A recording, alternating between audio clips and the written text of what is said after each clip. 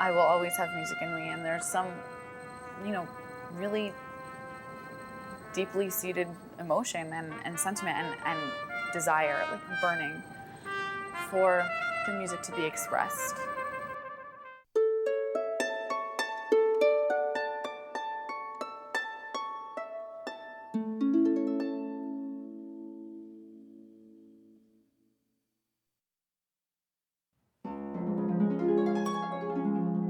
I think I knew the harp was for me when I first started playing. I just never thought I would quit or anything. I definitely see it as an extension of myself, or a lot of myself. My mom is very musical. She plays the piano, and she wanted her first daughter, obviously, to play an instrument. So she picked the violin, and then my second sister came along and started to play the cello, and though I came along, and I, of course, wanted to follow my sister's footsteps and play an instrument. I saw a harp on TV when I was 4, and I just loved it and fell in love with it right there. I was attracted to the harp mostly because of how it looked. I really liked the way all the carvings and the decals on the board, and I thought it looked really angelic. The sound was also a big part of it, but I think it was mostly just icing on the cake. My harp has really big blue covers, which make it kind of look like a mitten. My sisters and I auditioned for a lot of different programs in a lot of different schools, but Juilliard was always my first choice. Playing with an orchestra is actually one of my favorite ways to perform. It feels so great having this big orchestra behind you, supporting you, and I just love it. If I'm playing a really happy, light piece, of course I'm going to be happy, but I have to change my mood if I'm playing darker, more mysterious piece, because a lot of pieces go from one mood to another. When I play, I usually forget a lot of things and just focus on the music, but also there are times that I'm thinking about different things when I'm distracted, people in the audience, or if somebody's wearing something really weird, then I'll think about that. Annabelle is a very happy person, and Annie definitely has a voice, a very special voice.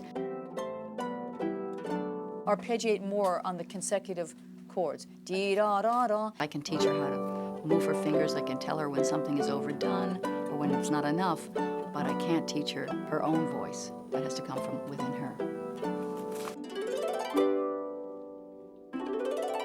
She has the ability to take all the information in and assimilate it and put it together in her own mind. It's really incredible. When you meet one Talbot, you meet them all. They all help each other practice. They babysit for one another. They help with the dishes. They help with the work. They travel around and play concerts together.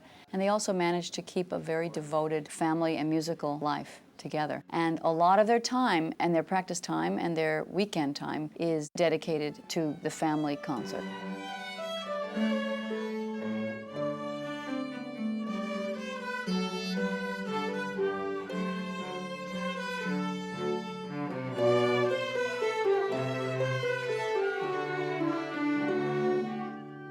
One of my dreams for my career is to play with my family and have a whole career with them. That's one of my passions. I love performing with my family.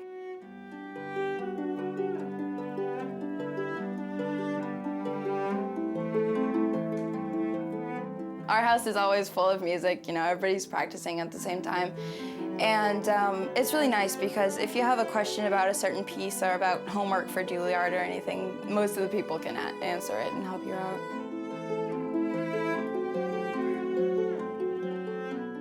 Playing the harp just lightens my spirits. It makes me happy, and it just makes me feel like I can actually do something well, and it's just really fun to do.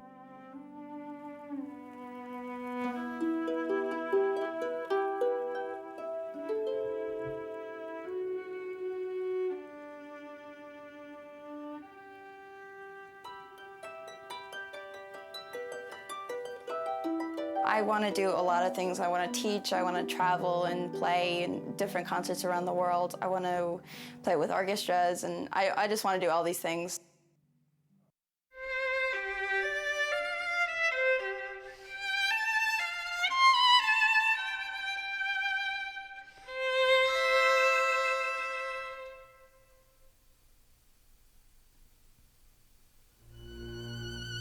The best thing about playing the violin is probably the satisfaction I get from playing the music.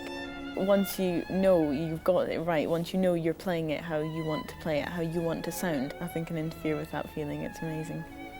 I was slightly nervous about the rehearsal and the recording session with London Symphony Orchestra, but once I get out there in front of the orchestra, I sort of relax and just get into the playing. And the emotional side of playing the violin does affect me. But many romantic composers, Tchaikovsky, Brahms, they're really emotional pieces, and if you get to maybe understand or maybe even think up like a story that you can relate to, which will go along with the music, when I'm performing especially, I really do feel sort of in my own world.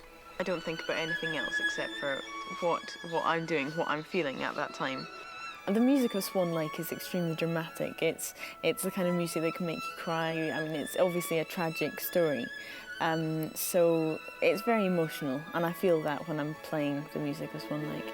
My sister was really the reason why I began playing the violin, because when she was 4, she kept asking my mum if she could have a violin, and finally my mum said, okay, you can both start together. I was awful my first lesson, and then from the second lesson on, I really just sort of took off from there. Oh, me and my sister do everything together. Sometimes we go out for a meal. Sometimes we go to the cinema. Sometimes we go shopping together. Sometimes she helps me pick out things for my concerts. We are really, really close. Yeah, I spend a lot of time with my sister. Playing the violin is a lot of work, but the more you practice, the more work you do, the more satisfaction you get out of it, and the better you hear yourself playing. You have to love what you're doing, because there's nobody that's going to stand and play the violin for 6 hours every day if you're not enjoying it. First sort of couple of hours, I do a whole series of exercises, technical exercises, scales, studies, you know, just all the general things that keep my technique secure. And then eventually I start to practice the repertoire that I'm studying at the time, whichever pieces that I'm going to be playing at concerts that are coming up. It took me a long, long time to choose a violin that I actually felt comfortable with. There has to be a bond between you and your violin. Everybody has sort of a violin that's for them, and it differs extremely from one person to another. But the sound that this violin produced, as soon as I picked it up, I knew that this was mine. Violins are really sensitive, actually. They're very sensitive to different people playing it. I mean, it plays much better when I play it than it does if other people pick up my violin. And that's a bit more, that's in forte. I'm very protective over my violin. I don't let sort of everybody play it, and you know, it's always with me. You know, it's always near me. I'm protective over it, definitely. Different violins have different qualities. My violin makes a very beautiful sound. It's definitely a girl. It has quite a girly sort of sound. Yeah, the main reward for me is really the concerts. I just love playing concerts.